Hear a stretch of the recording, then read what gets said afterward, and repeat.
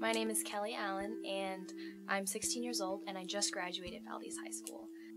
I've always been friends with the older crowd. You know, I never really got along with kids my age. So going into high school, all the older friends were like, oh, let's take Kelly to a party. Let's get her introduced to this. And I was all for it. I just wanted to make friends. You know, freshmen, you want to make friends. That's what high school's about. So I started going to parties. I experimented with pot a little bit.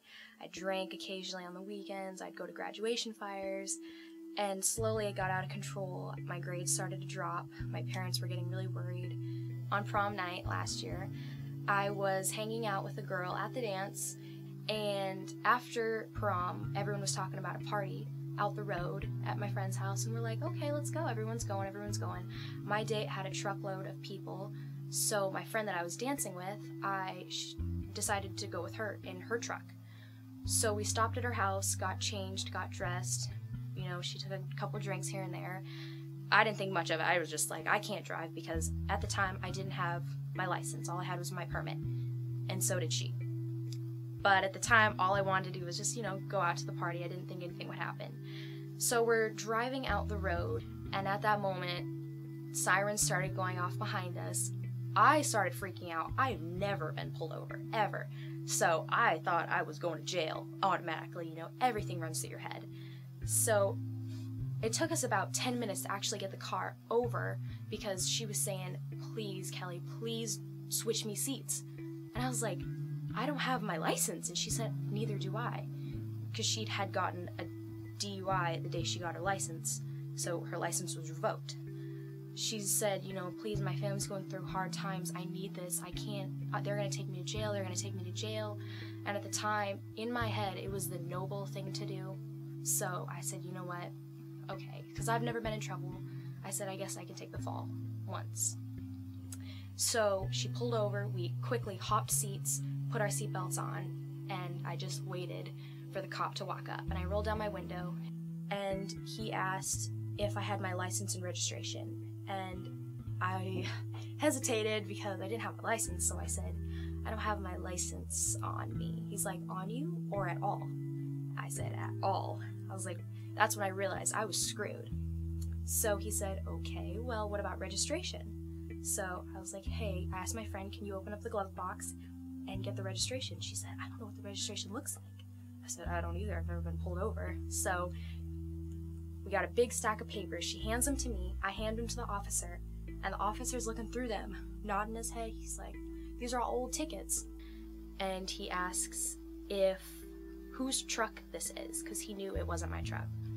And I asked my friend, whose truck is this? And she told me his name. I told the officer. He said, does this person know you have his truck? I asked my friend. She said no. I told the officer no. And I was like, he doesn't know we have his truck? I didn't even know whose it was, so I thought I was going to go to jail for Grand Theft Auto. I thought I was going to prison, so that's when I started crying. You know, my friend doesn't even care about me. She's doing her makeup. He goes back, he calls my parents, and I ask her, and I said, okay, well, do you have any booze on you? Because I don't. And she's like, no, I don't have any. I was like, okay, at least we're not going to get like an MIP or something. And the cop comes back up to the window, and he shines his light into the back seat, and he finds a 36-pack of Coors Light. And he's like, I smell an MIP. And I was like, you have to believe me. It is not my beer.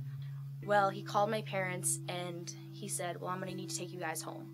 So we get in the back of the cop car, and I am hysterical. I'm bawling my eyes out because I knew I had made a bad decision.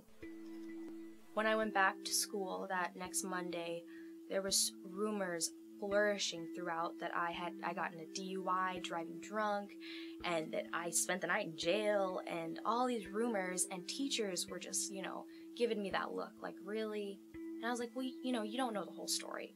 And it's hard because when people don't know the whole story, whatever they hear, they will believe. That's what they're going to believe. So it was really, really, really difficult to try to convince my friends and everyone around me that I'm not a bad kid. I just made a bad decision. It took a while for people to start taking me seriously. About 7 months. Like, it was horrible at school. Everyone looked down on me, and once I really got into BPA, that's what really saved me, Business Professionals of America, because I showed them I'm ready to be a leader, not a follower. And that's really what helped me and showed my friends and the rest of the community that I was ready to take things seriously. My feelings during those 7 months was a lot of disappointment in myself and shame, and a lot of feelings I couldn't control, like what others thought about me, and so badly I just wanted to gather everyone up in a group and let them know the truth, because it's hard to try to break rumors up. That really hit home for me, giving up those bad choices and really moving on and realizing that I could do something much better. And my friends they gave me a second chance with my reputation, and they really started to respect me more. My grades shot up. I was taking honor classes, college credit classes. This year, my senior year, I'm taking, college English, college political science. I got an A+ in anatomy. I've really put my work into school this year. I believe you have to want to have a second chance. And with that second chance, it starts with weeding out friends and influences. Stay home in the weekends and show people. You can't tell them. You need to show them that you're ready to change and that you're different and you're ready to take things seriously. The community's watching you, your parents are watching you, your teachers are watching you, and other kids are. And a lot of kids need someone to look up to. So be that person that people look up to.